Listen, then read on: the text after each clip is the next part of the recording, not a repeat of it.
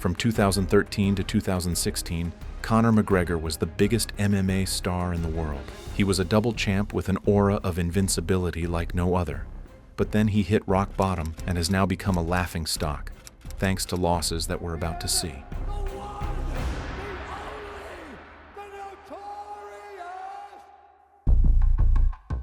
Conor McGregor burst into the UFC featherweight division full of confidence, talking big outside the cage. Look, don't get me wrong, I like the kid. He's a quiet little hillbilly from the back ass of nowhere. You know, I've nothing against the guy, you know what I mean? I'm sure he grew up in a circus or a fair, you know, he's a nice little kid. So, Cletus, or, you know, his cousin's probably named Cletus or something. I don't know, he's a nice kid. But his chin is going to be cracked, and it's going to be cracked early. And backing it up inside. Hands at his hips, having a conversation, looking to finish the fight. That's it. It is all over, just like... McGregor first won the interim title by beating Chad Mendes.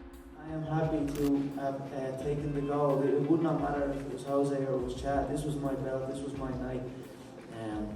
I was never in any danger in that contest tonight, and I felt extremely confident. I spoke to him throughout every single exchange. You're against a different animal now.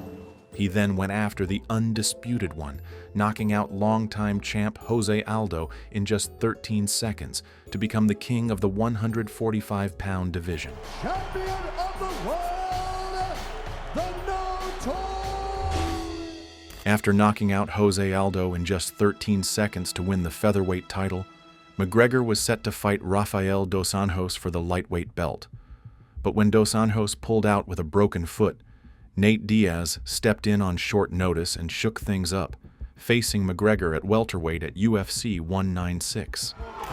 I don't give a fuck. I don't give a fuck either. I don't give a fuck either. Since McGregor had a habit of breaking even the toughest fighters with his mind games, he naturally went after Diaz too. Talk about slapping the shit out of people. You slap the shit out of nobody. Remember you said about John and everything? You're gonna said about me. You're gonna do jack shit. You're just gonna talk You and ain't talk gonna do and talk shit, until it's time, motherfucker. and All you're right. gonna shrink and Yeah, get you're the knocked one talking. out. It's all good. There ain't shit to say. Fucking fight. They want you to give us a quick count to 10, both of you gentlemen, if you don't mind, just if you wouldn't mind counting to 10. Nate can only count to 5. 10. Oh, The press conferences were clearly one-sided, with McGregor firing off verbal shots while the crowd roared in support. And in the first round of their fight at UFC 196, it looked like the fight would go the same way. McGregor dropped Diaz twice and controlled the action, but Nate's legendary chin held strong. In round 2, McGregor started running low on gas, and he surprisingly shot for a takedown, only to get choked out soon after. I was simply inefficient with my energy. Usually I fight a man in the division I am champion in, and they crumble under those shots. But Nate took them very well. I've been on the end of many defeats in my life, and I've rose back, so I will not shy away from it. I will not make excuses for it. I will assess it and come back. McGregor did make a comeback, but what hit him next was a harsh reality check.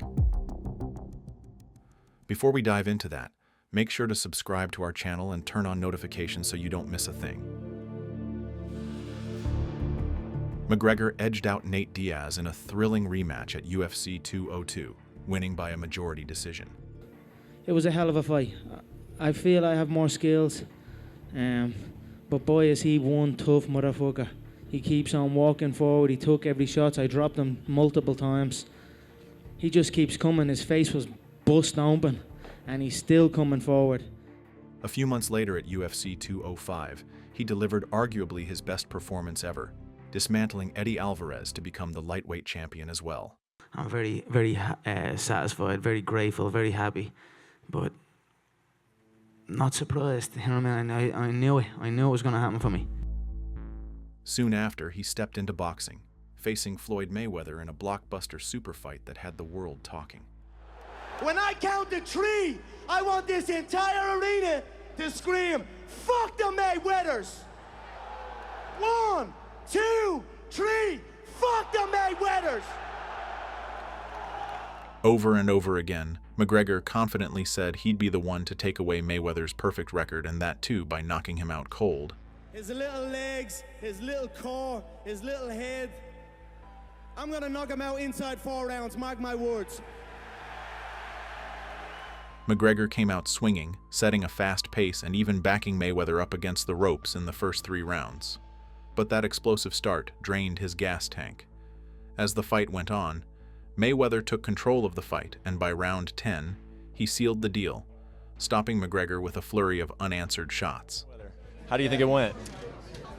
I don't know. I feel like I lost a match. That's it. Just feel like I lost a football match or something. Despite losing the fight, McGregor made his $100 million and essentially walked away from MMA to set up businesses and triple his wealth. But when Khabib Nurmagomedov roughed up McGregor's close friend Artem Lobov, that grudge dragged him back into the cage.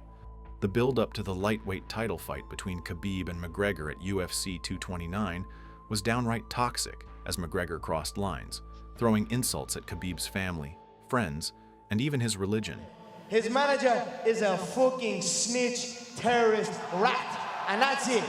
My heart is black towards this man, towards his team, towards his people. I could truly see the inside of that man's head and smile. I don't give a fuck about him or his people. Like I said, there is way deeper shit than just a fight on Saturday night. So it is what it is. I'm here, I'm gonna settle this the noble way for myself and then see what happens after that. When asked if Khabib was a threat, McGregor confidently said there was absolutely none. Make no mistake, he does not like to be hit. He has novice reactions. He's a flincher, we call them in the novice ranks. That's what he is. So he's also easily backed up. So I'm very prepared and very aware of what to expect in here. And it ain't nothing that phases me. Khabib knew he couldn't match McGregor's trash talk, so he stayed quiet and waited for the only moment that really mattered.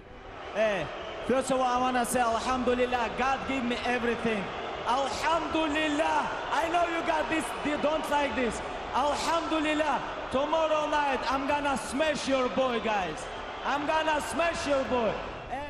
Inside the cage, Khabib dominated McGregor from start to finish, and the Russian even dropped him with a big overhand right before mauling him on the ground. In the 4th round, Khabib sealed the deal with a submission. Moments after submitting McGregor, Khabib leapt over the cage and went after Dylan Dennis, McGregor's teammate, who had been trash-talking him too, and that sparked the wildest brawl in UFC history. Nevada, sorry. Vegas, sorry. And Alhamdulillah, undisputed, undefeated UFC lightweight champion. Over a year later, McGregor returned in style, blasting through Donald Cerrone in just 40 seconds. But instead of riding that momentum, he took another year off. When he finally came back to face Dustin Poirier at UFC 257, it wasn't the usual trash-talking McGregor. I know Dustin's a hell of a competitor. I know there's questions here. He's heavier. He's up on a different weight. But he's more experienced. I feel I can do it. However, even though McGregor was all smiles and handshakes leading up to the fight, he was still confident he'd beat Poirier. After all, he'd already knocked him out back when they were featherweights. But Poirier had evolved into a whole different animal. He came in with a brutal game plan, chopping at McGregor's legs with low kicks that left him limping by the end of round 2.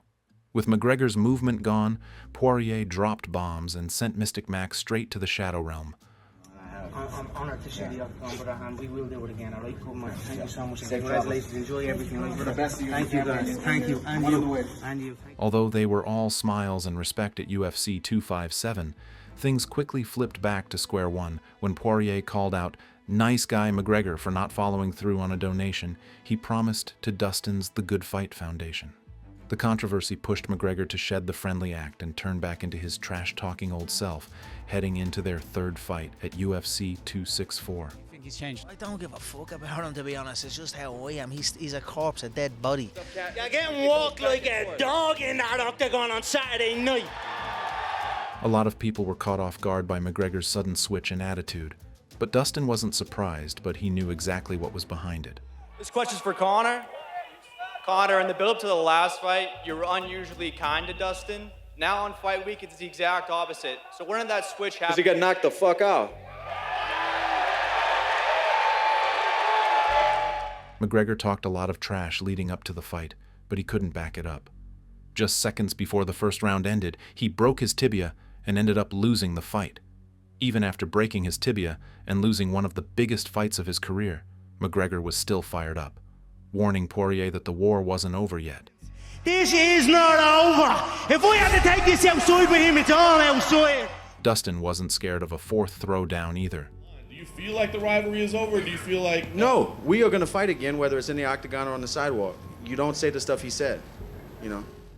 McGregor hasn't stepped back into the octagon since UFC 264 in 2021. In 2024, fans were hyped for his big comeback against Michael Chandler at UFC 303 after his stint as a 2F coach, but he had to pull out because of an injury. With his age catching up and a growing passion for politics, a full return to fighting seems pretty unlikely. He's not the same fighter he once was, and his fall from grace has been wild. Kind of like another UFC veteran who was once seen as one of the greatest, but ended up on a similar downward spiral. If you want to find out who, check out our video on the Smashing Machine, Mark Kerr.